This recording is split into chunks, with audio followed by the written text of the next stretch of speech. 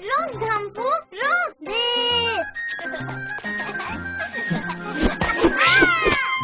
पकड़ लिया।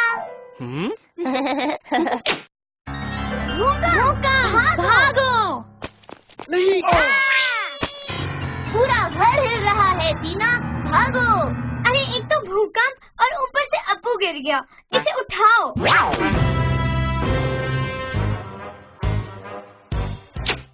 हम बच गए अप्पू, भूकंप गया, भूकंप गया। कोई भूकंप नहीं आया, ये मेरी नई इन्वेंशन है, मसाज चेयर। तभी हमारा अप्पू और भी फिट लग रहा है। अगर सचमुच का भूकंप होता तो क्या करते? ये ठीक पूछा तुमने।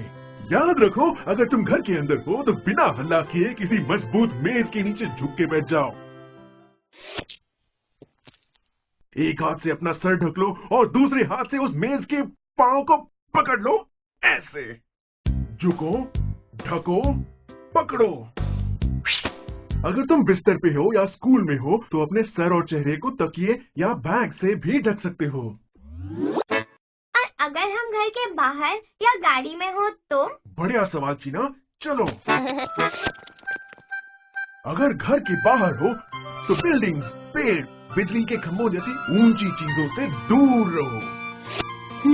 और हाँ, अगर गाड़ी में हो तो गाड़ी को सड़क के किनारे पार्क करके किसी खुली जगह में जाओ। किसी बिल्डिंग की लिफ्ट का इस्तेमाल नहीं करना चाहिए। सीढ़ियों का इस्तेमाल कर सकते हो पर आराम से, बिना हल्ला किए।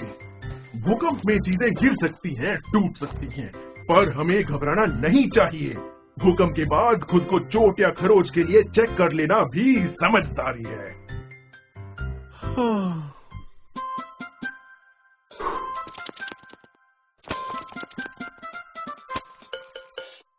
भागो। अप्पू